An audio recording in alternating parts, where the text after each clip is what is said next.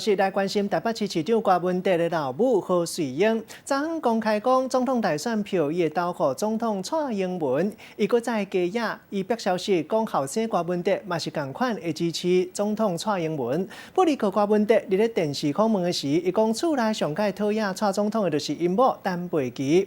到底这场的选举，什么人会影响伊？伊落尾会甲票投给什么人？下再针对这件代志，嘛有详细的回应。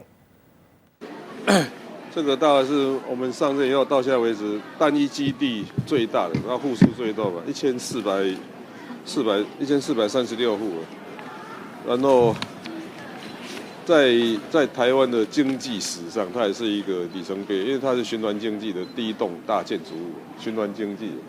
这是我去荷兰，现在世界有一个叫循环经济，就是说。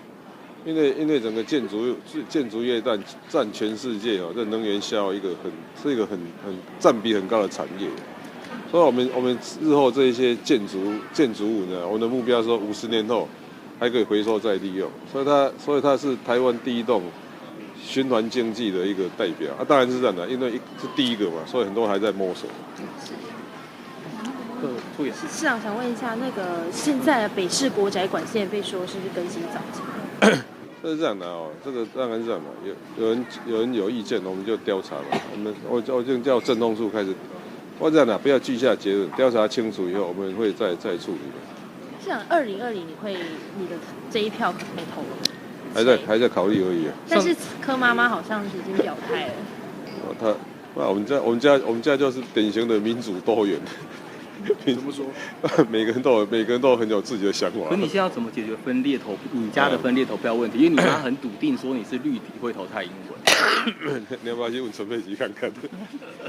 所以你会投吗？你会投蔡英文？所以你会听妈妈的话，还是听老婆的话 ？This is a good question。对。市长，所以等于说你投票那天，你3张选票里面只会盖2张吗？再讲嘛。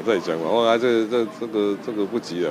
像因为现在地下赌盘估蔡英文让60到80万票，所以你的投票行为，如果真的是他们估得准的话，可能会影响这次选战的关键。好了，这地下赌盘不值得鼓励了，就算你知道，也不要拿出来讲。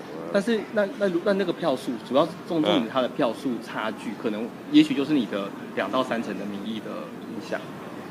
有啦，地下赌盘虽然是存在的，但是也不要拿到台面上来讲。那你会担心你的表态真的会让这个选举有翻盘的可能？应该不至于吧。像但柯妈妈现在说要投就是绿地，这样子跟郭台铭会不会有点尴尬？有啦，这个是很难，不要把其实合作有各个项目的合作嘛，不要说合作也不见得100%全部合作，我觉得这种新的政治态度也是不错的。像但你刚刚就是那个活动好像是不是都是台经院主办，但是好像都是民众党部门去。对啊，这个是台经院主办嘛，他好像是那个主办人有去问高虹安嘛，高虹安就把他老板拖来，就这样。因为郭台铭说他到场才知道是民众党的场。奇怪，那表示我不晓得那个孙志立怎么跟跟那个高虹安讲的，这我就细节都不晓得。今天早上好像时间也没有调好，郭董他的演讲才到。不过我总共迟到2分而已，2分钟，我是按表操课。那市长想问一下说，因为这个活动好像因为是孙志立主办的，然后又是民众党很多的人列席，那现在会不会被质疑说就公家机关来帮民众党造势这样的一个台中院是公家机关吗？我不晓得。就是国家的色彩，国家色彩。我不晓得。大概。生技产业找台北市长去讲台北市生技产业布局也是合理的。是啊，目前选前之夜确定落脚新绿广场。确定了吗？刚刚有一面。我不晓得的话。市长现在他们一直在找地方找不到了。现在1月1号建总确定会跟郭台铭同框。什么？1月1号的建总活动。我不晓得。跟郭台铭这边有联系。我不晓得。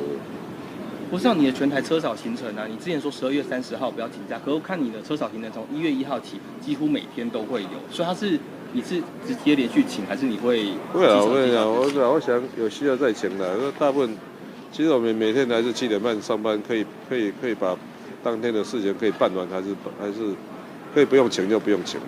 市长，政务官玉木明主席叫你呼吁一起来响应，就是反对反渗透法，然后一起上街游行。